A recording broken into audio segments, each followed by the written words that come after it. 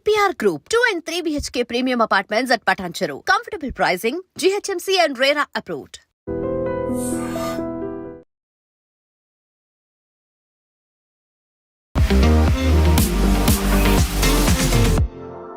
నమస్తే, నేను Kavitha. Welcome to I dream news and నిజాలు.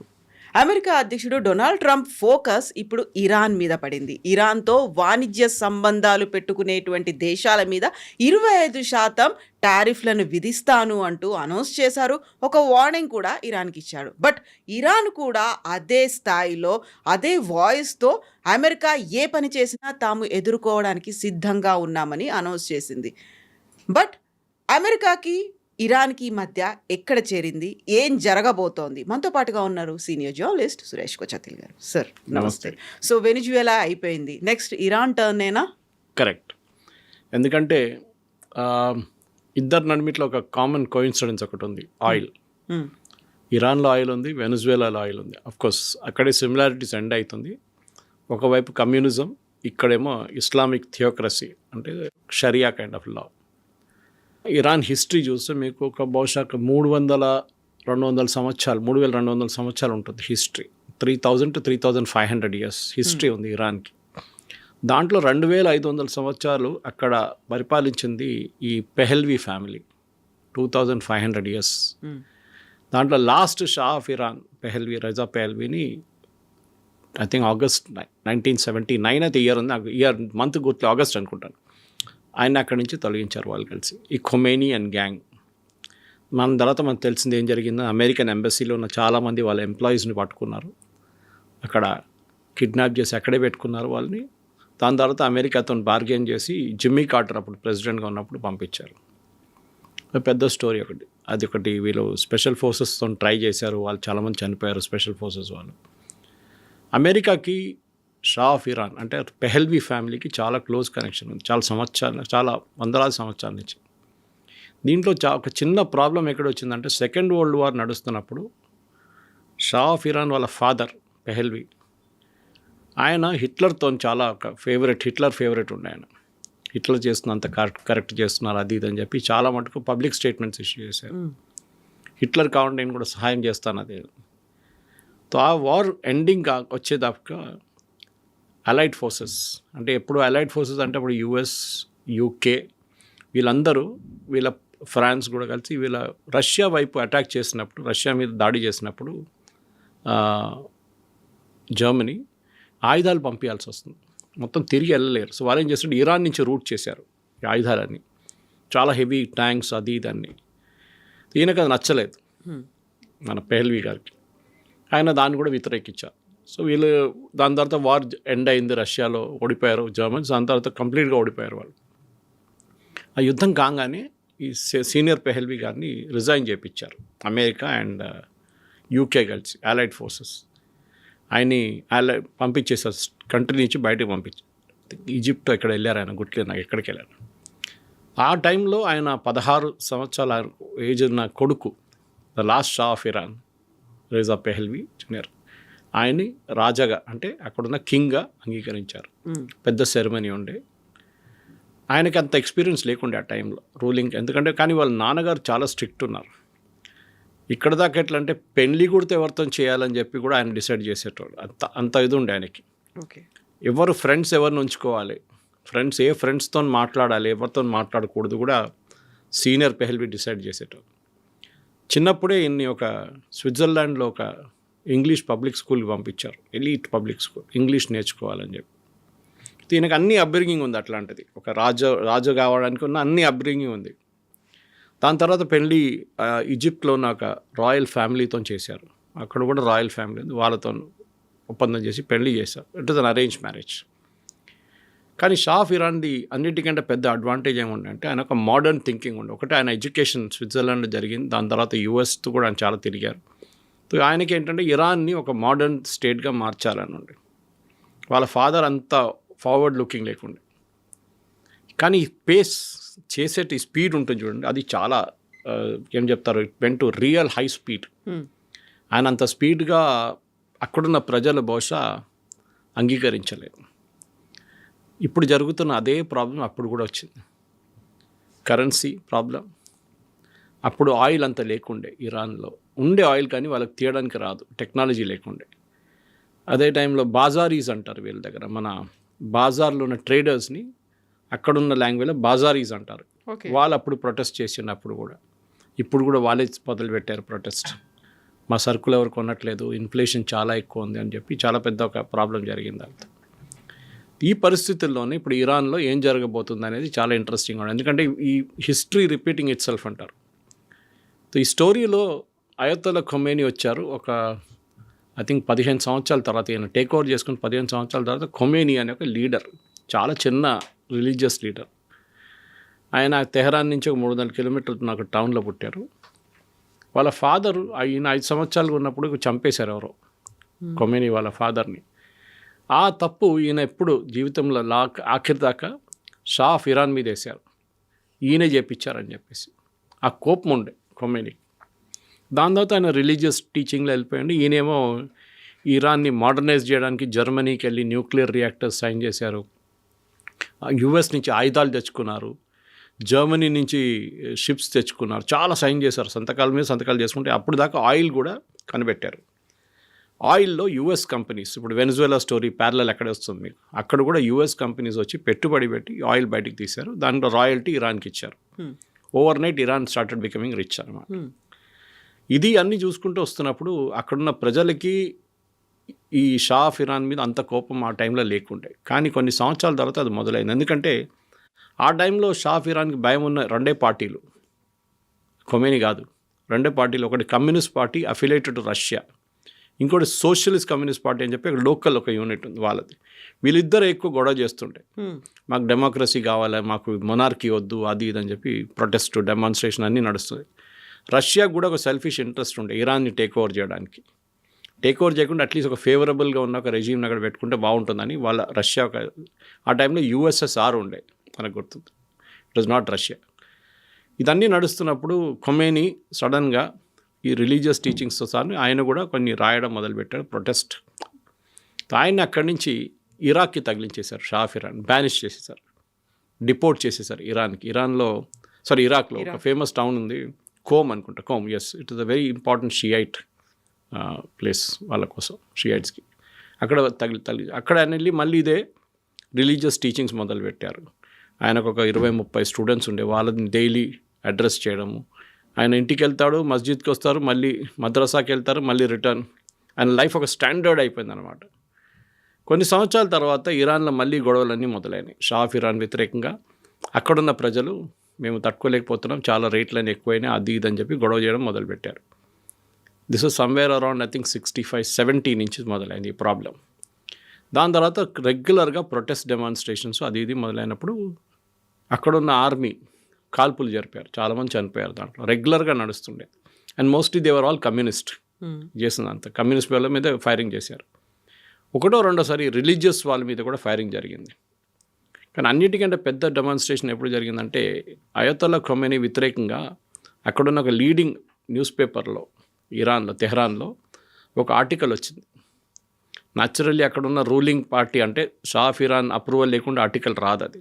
దాంట్లో ఈయన ఆ పని చేస్తున్నాడు, ఈయన రెవల్యూషన్ తీసుకొస్తున్నాడు, ఈయన షరియా లా తీసుకురాబోతున్నారు, మనుషుల్ని ఉరి తీసేస్తారు రోడ్డు మీద అని చెప్పి చాలా మటుకు పెద్ద article.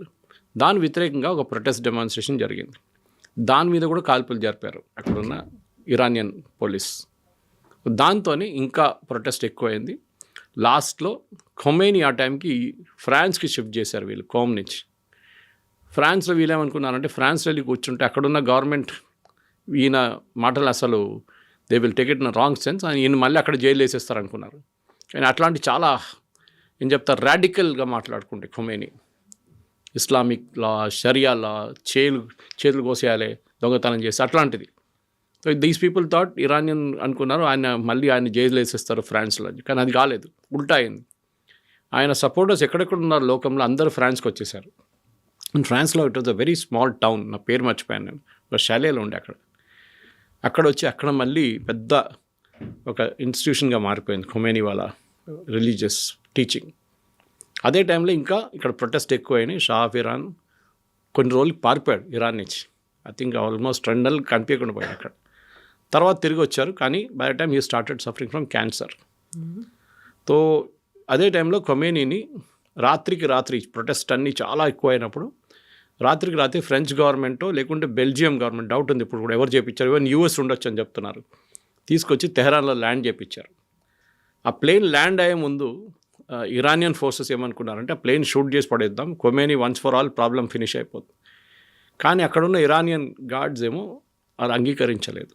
So they change sides, shah of Iran వైపు నుంచి అటువైపు వెళ్ళిపోయారు. ఈయనేమో షా ఆఫ్ ఇరాన్ ఇప్పుడు కూడా పాత లైఫ్ స్టైల్లో ఉన్నారు, క్యాన్సర్ ఉంది, కానీ ఆయన అంగీకరించట్లేదు దిగడానికి, దట్ ఈ విల్ స్టెప్ డౌన్ అనేది. లాస్ట్లో చేయాల్సి వచ్చింది, పారిపోయారు, ఈజిప్ట్కి వెళ్ళిపోయారు. Okay okay, there is treatment continued and I think 10 సంవత్సరాల తర్వాత he passed away due to cancer. ఇక్కడ ఖొమేనీ కూడా అంతే, ఆయన కూడా మొత్తం థియోక్రటిక్ స్టేట్ తీసుకొచ్చారు, షరియా లా తీసుకొచ్చారు. షా ఆఫ్ ఇరాన్ ఉన్నప్పుడు పాత ఫోటోలు మీరు చూసుంటారు, తెహరాన్ యూనివర్సిటీ అంతా అమ్మాయిలు మినిస్కర్ట్స్ ఎలా ఉండేవాళ్ళు అని, they used to have that ఒక ఫ్రీడమ్ అనేది ఉండేది. ఆ తర్వాత బుర్కాలు వచ్చేసాయి, మినీ స్కర్ట్స్లో తిరుగుతున్న అమ్మాయిలు సడన్గా ఇప్పుడు బుర్కాలు వేసుకోవాల్సి వచ్చింది, ఆ పరిస్థితికి వచ్చేసారు. ఇప్పుడు ఎప్పుడు చెప్తారు life comes a full circle అంటారు, తిరిగి అదే స్టేట్కి వస్తున్నారు. ఇరానియన్స్ అంటారు మాకు ఇది వద్దు, ఈ బుర్కాలు వద్దు, ఈ హిజాబ్లు వద్దు, ఏమొద్దు, we don't want this religion based thing, మాకు మళ్ళీ పెహల్వీని తీసుకురండి అంటే రాయల్ ఫ్యామిలీని తీసుకురండి. ఇప్పుడు అక్కడ వచ్చి ఆగినాం. ఈ మధ్య కాలంలో కూడా అమ్మాయిల్ని చంపేశారు కదా, వాళ్ళ హెడ్ కనిపించేటి, వాళ్ళ జుట్టు కనిపించేటి కూడా వాళ్ళు ఎక్స్పోజ్ చేస్తారు, కేవలం హెడ్ జుట్టు కనిపించేట్టు ఎక్స్పోజ్ చేస్తున్నారు అని చంపేసినటువంటి ఇన్సిడెంట్స్. కరెక్ట్ ఉంది. అది మనం చూసే హిజాబ్ తీసి పడేసిన దానికి ఒక అమ్మాయిని తీసుకెళ్ళి కొట్టి, ఆమె తల మీద కొట్టి ఆమెని మొత్తం చంపేశారు, వాళ్ళు చాలా దారుణంగా చంపారు. ఇప్పుడు యుఎస్ ప్రాబ్లం ఎక్కడ వచ్చిందంటే యుఎస్కి ఇరానియన్ ఆయిల్ మీద కన్నుంది. ఇరాన్ రెజీమ్ మార్చొచ్చు కావాలంటే ఎవరు వస్తారు అనేది పెద్ద ప్రశ్న, ఎందుకంటే అక్కడ ఒక గవర్నమెంట్ లేదు, ఒక పొలిటికల్ పార్టీ లేదు. సో ఎప్పుడైనా ఒక రెవల్యూషన్ జరగాలంటే 4-5 మెయిన్ ఫ్యాక్టర్స్ ఉంటుంది.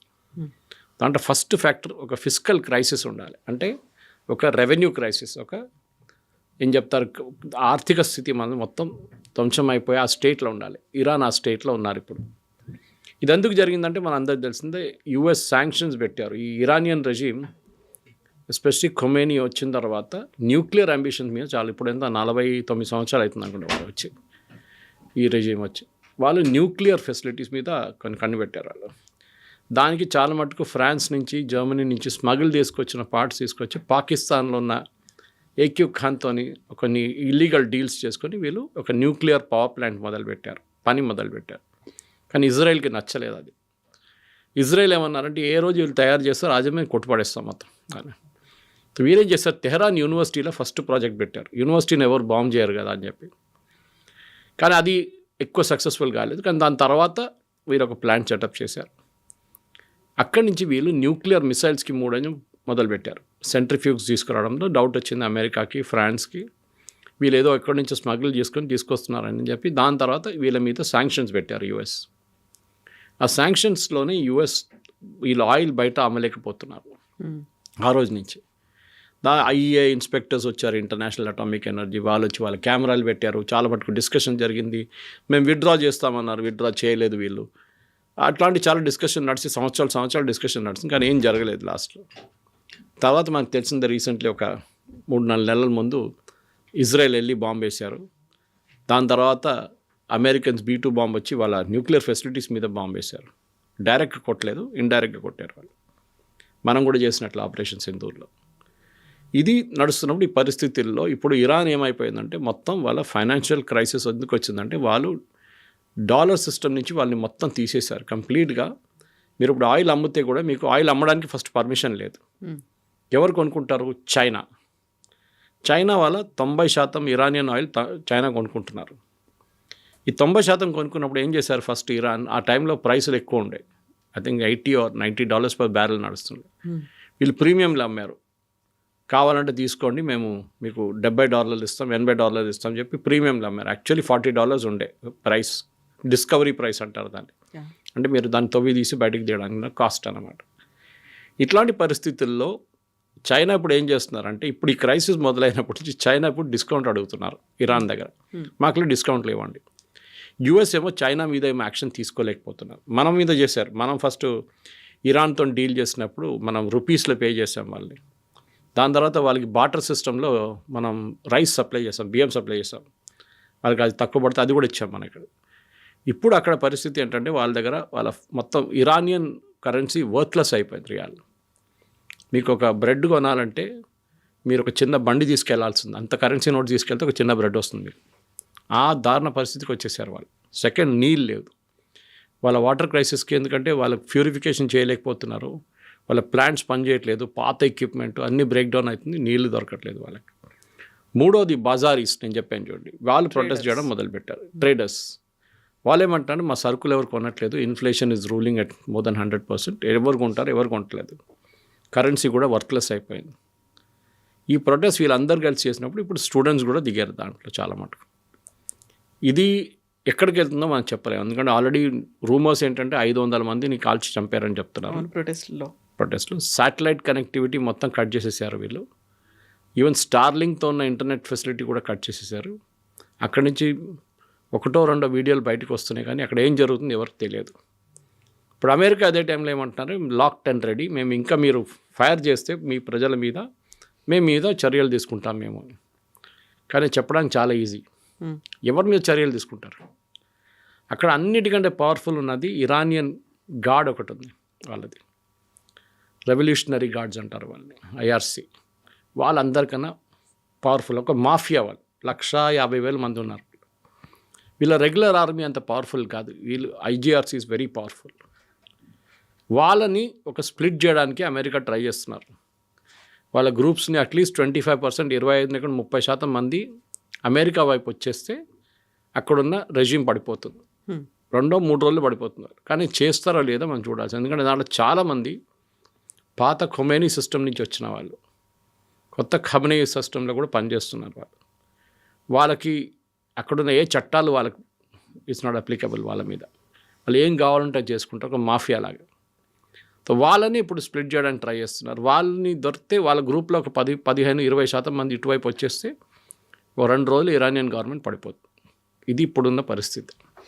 ఇదే కండిషన్లో ఒక ట్రేడ్ డీల్ ఎవరైతే కుదుర్చుకుంటారో వాళ్ళ మీద 25% టారిఫ్ అనేది పెట్టింది. బట్ అదే ఇరాన్ రష్యాకు కూడా కావలసినటువంటి ఆయుధాలని సరఫరా చేస్తుంది. ఆల్మోస్ట్ 20,000 crores ఆయుధాలని పంపించింది అనేది.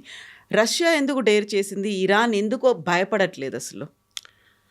ఇరాన్ ఏం చేశారంటే, ఇప్పుడు కాదు, కొన్ని 10-15 సంవత్సరాల ముందు వాళ్ళు మిసైల్స్ తయారు చేయడంలో మొదలుపెట్టారు.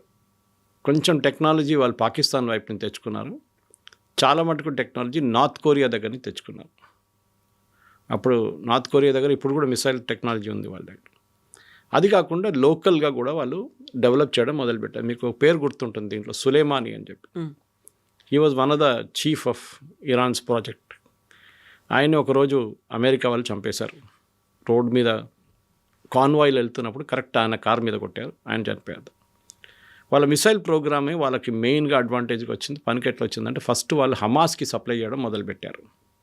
హమాస్కి లో ఎండ్ వెపన్స్, అంటే అక్కడి నుంచి ఇజ్రాయెల్కి ఫైర్ చేయాల్సిన కెపాసిటీ 100 కిలోమీటర్ కన్నా తక్కువ.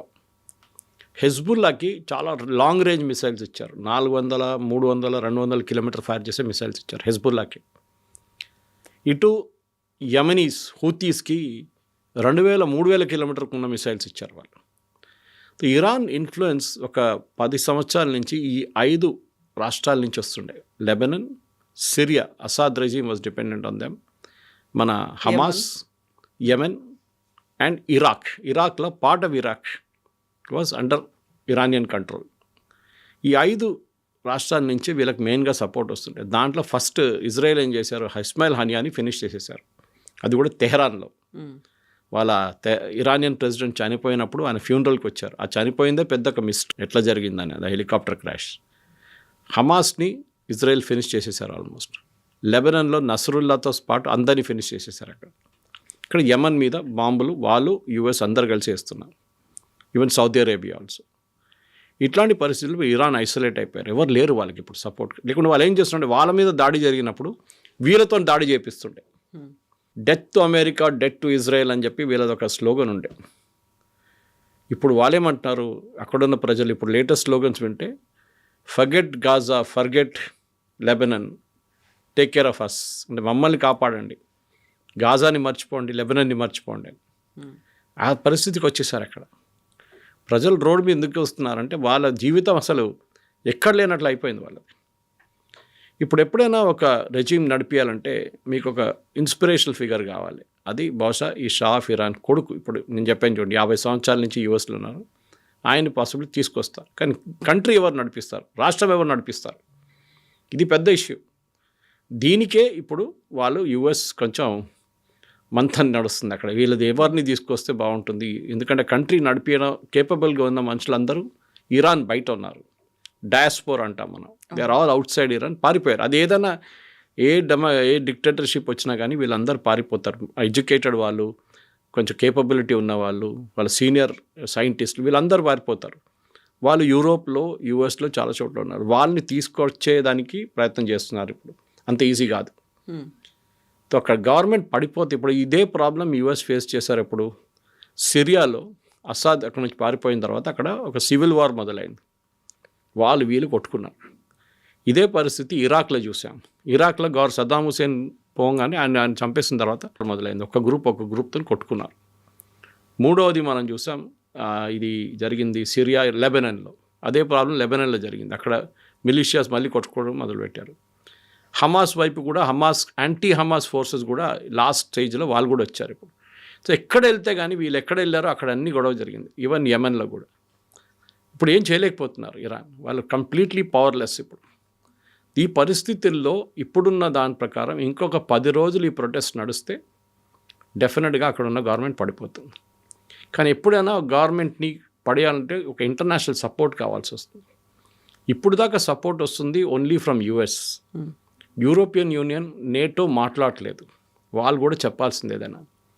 ఎందుకంటే రేపు ఒక స్టెబిలైజేషన్ ఫోర్స్ని పంపించాలంటే, మీరు ఒక ఆర్మీ, యుఎన్ లాగా పీస్ కీపింగ్ ఫోర్స్ని పంపించాలంటే మీకు ఒక యాక్సెప్టబిలిటీ కావాల్సి వస్తుంది యునైటెడ్ నేషన్స్లో కూడా.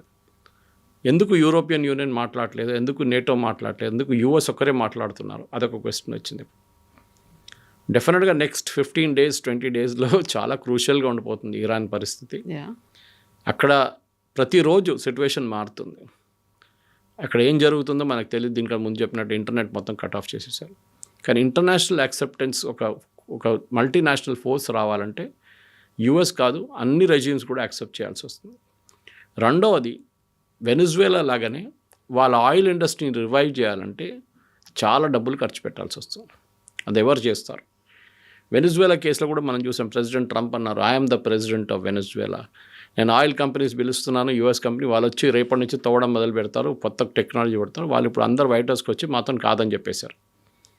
మేమంతా పెట్టుబడి పెట్టలేము, మేము 20 బిలియన్ పెట్టుబడి పెడితే షెవ్రాన్ లాంటి కంపెనీ, మాకు ఏం గ్యారంటీ ఉంది రేపు మీరు వెళ్ళిపోయిన తర్వాత పాలసీ మారిపోతుందో లేదో అని. కొత్త యుఎస్ ప్రెసిడెంట్ రాగానే పాలసీ మార్చేస్తాం, అప్పుడు మేము పెట్టిన పెట్టుబడి ఎంత పోతుంది కంప్లీట్గా. ఇదే ప్రాబ్లం ఇరాన్లో కూడా ఉంది.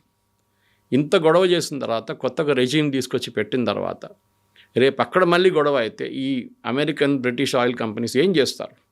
వాళ్ళు పెట్టిన డబ్బులు ఎక్కడ పోతుంది తెలియదు. So they want a reassurance. Iran కేసులో ఎస్, రెజ్యూమ్ చేంజ్ జరగవచ్చు, కానీ ఇరానియన్స్కి ఉన్న డే టు డే లైఫ్, వాళ్ళ జీవితం మార్చాలంటే వాళ్ళకి డబ్బులు కావాలి, వాళ్ళ పాకెట్లో డబ్బులు కావాలి. ఇప్పుడు దాకా ఉన్న ఇరానియన్ ప్రెసిడెంట్ ఒకరు చాలా బాగా మాట్లాడారు. ఆయన చెప్పారు చూడండి, ఎస్ అగ్రీ, ఒక క్రైసిస్ ఉంది, మన కరెన్సీ ఈజ్ వర్త్లెస్, ఆ పేపర్ ప్రింట్ చేసే పేపర్ విలువ కూడా లేదు దానికని. సో కానీ కొన్ని రోజులు ఉండండి, మేము ట్రై చేస్తున్నాం. కానీ అన్ని రోజులు వెయిట్ చేయడానికి ప్రజలు రెడీ ఉన్నారా లేదా అనేది పెద్ద ఒక ప్రశ్నగా మిగిలిపోయింది. సో ప్రజలు రెడీగా ఉన్నారా లేదా, దాంతోపాటుగా అసలు అమెరికా రెడీగా ఉందా లేదా అనేది. ఇప్పుడు వెనిజులాలో ఆయన్ని పట్టుకొచ్చారు, మదురోని పట్టుకొచ్చిన తర్వాత వాళ్ళకి అనుకూలంగా ఉన్నటువంటి ఒక గవర్నమెంట్ని ఫామ్ చేశారు. వాళ్ళకి ఎవరైతే చాలా ఫ్లెక్సిబుల్గా ఉంటారో ఆ ప్రెసిడెంట్నే అక్కడే పెట్టుకున్నారు. అలాంటి పరిస్థితే ఇప్పుడు ఇరాన్లో కూడా ఉంటుందంటారా? ఇరాన్లో, అరబ్ వరల్డ్లో ఇరాన్కి ఎక్కువ సపోర్ట్ లేదు. ఎప్పుడు వాళ్ళకు అవుట్ క్యాస్ట్ రెజ్యూమ్ ఉండే. ఒకటి షియా సున్నీ ప్రాబ్లం. ఇరానియన్స్ అందరు షియా. ఈవెన్ విత్ ఇన్ ఇరాన్ 50% మంది పర్షియన్స్ ఉన్నారు, మిగతా ట్రైబ్స్ ఉన్నారు అక్కడ చాలా మటుకు. కర్డ్స్ ఉన్నారు, అది కాకుండా కొమేనీ ట్రైబ్ కూడా ఒకటి ఉంది, ఆయన ఆ ట్రైబ్ నుంచి వస్తారు. ఆయన ఈ was not a Persian by the way. So అట్లాంటి ట్రైబ్స్. ఇప్పుడు భయం ఏంటంటే, ఈ గవర్నమెంట్ పడింది అనుకోండి, నెక్స్ట్ డే నుంచి అక్కడ వీళ్ళందరూ కలిసి కొట్టుకుంటారు, ఇరాక్ లాగా. అదే జరుగుతుంది. History will repeat it self. అది కాకుండా ఉండడానికి రెజీమ్ చేంజ్ జరిగితే కూడా ఇమ్మీడియట్గా ఒక స్టెబిలైజేషన్ ఫోర్స్ కావాల్సి వస్తుంది. అది యుఎస్ లీడ్ చేస్తారా? చేయరు. యుఎస్ ఎప్పుడు వాళ్ళ ఫోర్సెస్ని గ్రౌండ్లో పెట్టారు. అది ఆఫ్ఘనిస్తాన్లో కూడా చూసాం మనం, పారిపోయారు లాస్ట్లో అక్కడి నుంచి. US will never put it forces on the ground. వాళ్ళు యూరోపియన్ యూనియనో లేకుంటే ఆఫ్రికా నుంచో లేకుంటే ఈవెన్ భారతదేశం నుంచి ఫోర్స్ తీసుకొచ్చి అక్కడ పెడతారు. వాళ్ళు మేనేజ్ చేయాల్సి వస్తుంది. ట్రాఫిక్ లైట్ నుంచి మీరు regular monitoring of law and order అన్నీ ఈ కొత్త ఫోర్స్ చేయాల్సి వస్తుంది. అక్కడ ఎవరు పనిచేయరు. ఇప్పుడు వాళ్ళకి జీతాలు లేవు, నెల నుంచి జీతాలు రావట్లేదు వాళ్ళకి, గవర్నమెంట్ సర్వెంట్స్కి డబ్బులు లేదు గవర్నమెంట్ దగ్గర. ఈ దారుణ పరిస్థితుల్లో ఎవరు పనిచేస్తారు? ఎవరు మార్పులు తీసుకొస్తారు? షా ఆఫ్ ఇరాన్ని కొట్టి పంపించేశారు 79లో, కానీ దాని తర్వాత స్టెబిలిటీ ఇరాన్కి ఎప్పుడు రాలేదు. ఖొమేనీ ఫస్ట్ 5 సంవత్సరాలు నడిపించిన దాంట్లో చాలా ఓపిక ఉండి అక్కడ ప్రజలకి మార్పులు వస్తుంది మా జీవితంలో అది అని చెప్పి కొన్ని రోజులు బాగానే నడిచింది. కానీ దాని తర్వాత ఒకసారి ఈ న్యూక్లియర్ అంబిషన్ వచ్చిన తర్వాత వాళ్ళ మొత్తం జీవితమే ధ్వంసం అయిపోయింది. నా అంచనా ప్రకారం ఈ న్యూక్లియర్ ప్రాజెక్ట్ మీద వీళ్ళు పెట్టిన డబ్బులు అప్రాక్సిమేట్లీ $1.73 ట్రిలియన్. $1.73 ట్రిలియన్. అది ఆ పెట్టుబడి మొత్తం వేస్ట్ అయిపోయింది కంప్లీట్గా. ఇంకోటి ఏంటంటే ఆ న్యూక్లియర్ ఫెసిలిటీ మీద కూడా దాడులు చాలా జరిగింది, మనం చెప్పాను చూడండి దీనికన్నా ముందు. అది కాకుండా ఇజ్రాయెల్ వాళ్ళు వీళ్ళ మొత్తం సీడీలు ఎత్తుకెళ్ళిపోయారు ఒక మొసాడ్ ఆపరేషన్లో. అంటే వీళ్ళు ఆ టైంలో సీడీ మీద ప్రోగ్రామ్ రాస్తుండే, ఆ ప్రోగ్రామ్తోనే ఈ న్యూక్లియర్ ప్లాంట్స్ అంతా నడుస్తుండే. ఆ సీడీలు అన్నీ పట్టుకెళ్ళిపోయారు ఇజ్రాయెల్ వాళ్ళు ఒకటి వచ్చి మొసాడ్ ఆపరేషన్లో. ఇటువైపు వీళ్ళకి కావాల్సిన యురేనియం వీళ్ళకి దొరకట్లేదు ఇప్పుడు. ఆ దానిల మీద కూడా వీళ్ళు కంప్లీట్గా బ్యాన్ పెట్టేశారు యూఎస్తో. రీసైకిల్ చేస్తున్నారు. ఆ ప్యూరిటీ అచీవ్ చేస్తే ఒకసారి 80% కన్నా ఎక్కువ ప్యూరిటీ అచీవ్ చేస్తే then they will go into weapons grade uranium. ఇప్పుడు ఉన్నది సివిలియన్ యూస్ అంటే న్యూక్లియర్ ప్లాంట్ కోసం, దానికి అంత ప్యూరిటీ ఎక్కర్లేదు. కానీ ఒకసారి మీరు 80% ప్యూరిటీ అచీవ్ చేస్తే uranium, then you are ready for nuclear production. అది Israel and even US and NATO కూడా వాళ్ళు ఎప్పుడు ఒక కొత్త ఇస్లామిక్ రెజీమ్ దగ్గర బాంబు వాళ్ళు అనుమతించారు. Pakistan is a test case. Pakistan nuclear assets ఇప్పుడు కూడా యుఎస్ చేతిలో ఉంది. వాళ్ళు దాన్ని కాపాడుకుంటున్నారు. ఎందుకంటే ఏ రోజు తాలిబాన్ వచ్చి తీసుకెళ్తారో వాళ్ళకి తెలియదు. ఇరాన్ కూడా వాళ్ళకి భయం ఉండే, ఇటువైపు నుంచి ఇరాన్ వచ్చి తీసుకెళ్ళిపోతారని చెప్పేసి దానికోసం అమెరికా గార్డ్ చేస్తున్నారు. దానికోసం మన ఆపరేషన్ సింధూర్లో బాంబు వేసినప్పుడు కైరానా హిల్స్లో ఫస్ట్ రియాక్ట్ అయింది అప్పుడే వాళ్ళు. పాకిస్తాన్ ఇమ్మీడియట్గా యుఎస్ ఫోన్ చేసి సీజ్ ఫైర్ టాక్స్ ప్రపోజ్ చేశారు. ఎందుకంటే అక్కడ యుఎస్ ఫోర్సెస్ ఉన్నారు అక్కడ. So they know the happenings on the ground అన్నమాట. సో ఇరాన్లో ఉన్న ఈ పరిస్థితుల్లో ఇప్పుడు ఉన్న ఒక అనాలిసిస్ ప్రకారం నెక్స్ట్ 10 రోజులు చాలా క్రూషియల్గా ఉండిపోతుంది. ఈ ఖొమేనీతో చేసిన మార్పులు మళ్ళీ అదే రీవైండ్ అయ్యి 49 సంవత్సరాలు 79లో జరిగింది అది. అంటే ఆల్మోస్ట్ ఒక 45-46 ఇయర్స్ తర్వాత మళ్ళీ అదే సిచ్యువేషన్ తిరిగి వస్తుందో లేదో అని మనం చూడాల్సింది. Yes, sir. Thank you so much. Thank you very much. Thank you.